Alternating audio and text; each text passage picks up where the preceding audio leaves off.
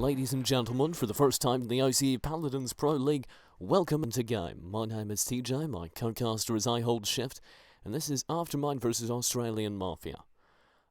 In the prediction screen, as we get into it, of course, you can see the rosters on screen. In the prediction screen, I'd have to say I predict Aftermind, Australian Mafia. They've one or two incredible players. Mr. Shy, of course, obviously stood out. Arachnomoose also made me quite happy with his defensive play, but I have to say, Shift, Aftermind should have the game. You know, looking at their composition, I'm actually going to fully agree with you. X factor here is going to be this Drogos pick because Drogos is going to be able to obviously dominate the skies. But on top of that, Mr. Shy has the ability to utilize that Dragon Punch to take out the only tank on the side of Aftermind as we get into this first point fight right here. That'll be Shift throwing out a few rockets. Heidi's holding down the point. And you can see Shy, we're hanging a little bit far back with him. And he's just using the distance advantage. And there's first blood going to Chronix, picking up Inferno Turtle. The aerial play from Shy is just ranking people, however. 7%, 5% traded either way. But there's Heidi's rockets. And the rest of Aftermind just absolutely cleaning up. And Josh Kent will finish off Mr. Shy. That was a dominant first team fight in favour of Aftermind.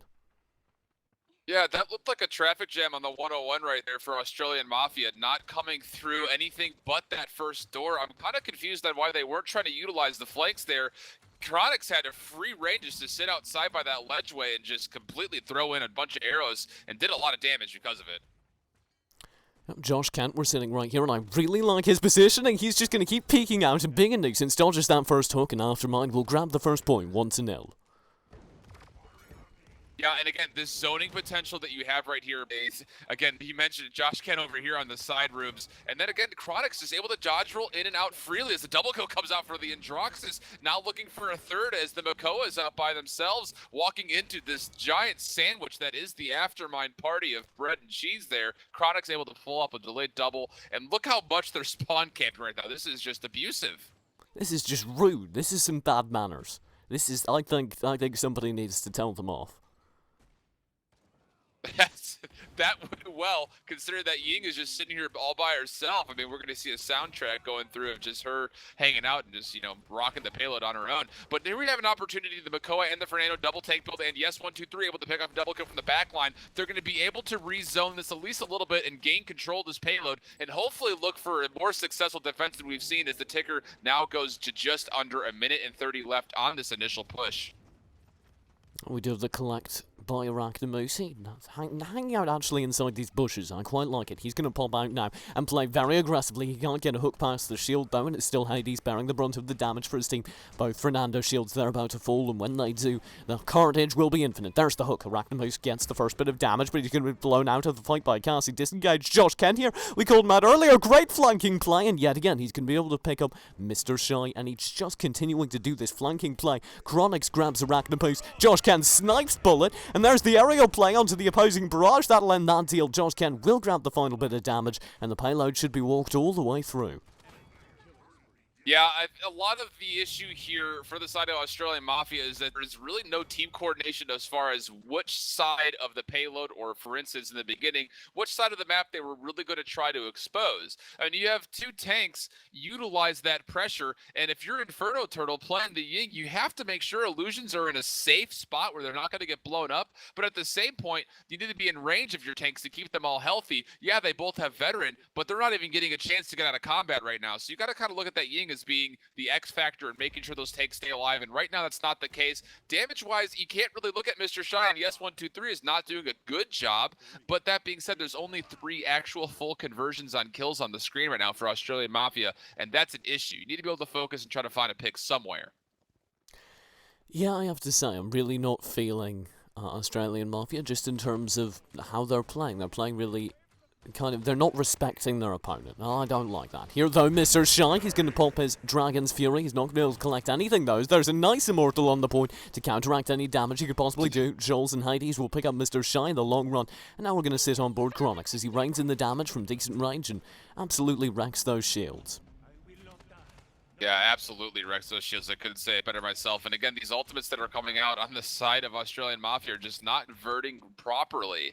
The Drogos ultimate hit an illusion from Ying, and that's a lot of the issue there, obviously. But on the backside of things, how are you letting this Cassie get hit and just go hard right now? Looking for the full double, able to get it. The dimensional link will save It looks like the Ying for just at least a little bit.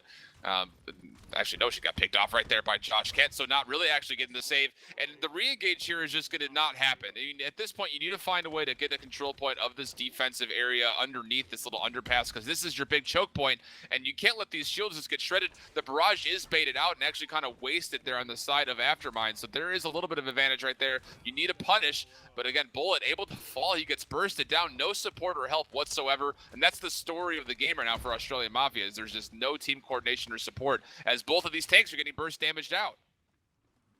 Yeah, Chronix will be leading the charge. Mr. Shine, meanwhile, does slay Josh Kent, who's been that really powerful Androxus. Here's the Dragon's Fury coming out of Shine, but he's having to go on a road trip, and everyone just backs up and eliminates him.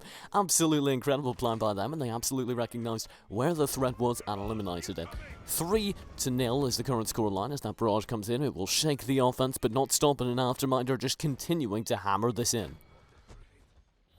Yeah, and Aftermind is just complete domination right now. The fact that the Cassie can feel free to just completely roll all the way in front of all the rest of his team and pick up another double kill in the base, looking for another one here as the Ying and Mako are in a little bit of trouble. The Ancient Rage just popped a little prematurely. He could get bursted down as there's 3 players, now 4, who can focus directly on him, and that is going to be the case as the Mako does fall eventually to the flamethrower power of Hades. And again, this payload is 2 feet away, and there's still numbers advantage right now in favor of Aftermind, and that's going to be the final push. 4-0 sweep. Dominantly so. In the pre-game, we talked about Australian Mafia. They've been a newer team. They've been around for 2 days prior to the qualifying tournament. They have 1 or 2 incredible players, and the rest of them never really showed up. Right. That carried them through the qualifiers. You go against Aftermind, a team that's never lost a map. They need to step it up. They need to produce something better than this. Here's the bracket screen in front of you. The scoreboard in front of you. Shift, is anything standing out to you aside from kind of the lack of eliminations over on Mafia? The lack of eliminations is obviously the first, but I mean, the thing too User that you have joined to your keep channel. in mind is when kill streaks get up above about 8. If you can find one of those picks, you're gonna get your ultimate almost immediately charged back up again, and there's opportunity there as far as a comeback mechanic. But the fact of the matter was, no one was able to put in any significant damage. The highest was 30,000 by Yes123, and a lot of it just came off of his assault rifle just pounding into people when he had people congested. But I mean, 71,000 on the opponent right there, who's playing Victor Jules, and then Chronix as well with a lot of eliminations, 25 total for his team with 54K. I mean, the stat lines are just so different. It's hard to say what stands out besides the fact that individually, there are people who go off, but team-wise, this is what you would see as a copy pasta stop paste. Yeah, I mean, there's no good way to put it. This was just domination. Hopefully, we will see a bit of a change-up from Australian Mafia going into Game 2. Maybe they go for...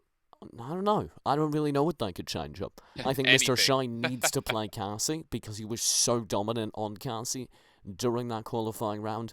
I think he needs to pick him up. Screw the Drogo's pick. Go for what you're good at. Right. I mean, if you have to find something that you can at least get some respectability put back into this game, I mean, getting blown out like that is not the way you want to start off your Oceanic qualifying tournament. Yep. Well, we're going to be back with Game 2 in just a few moments as we go ahead and continue with the OCE Paladins Pro League. This is, of course, only Game 1. We have a full night of Paladins ahead of you. Do stay with us.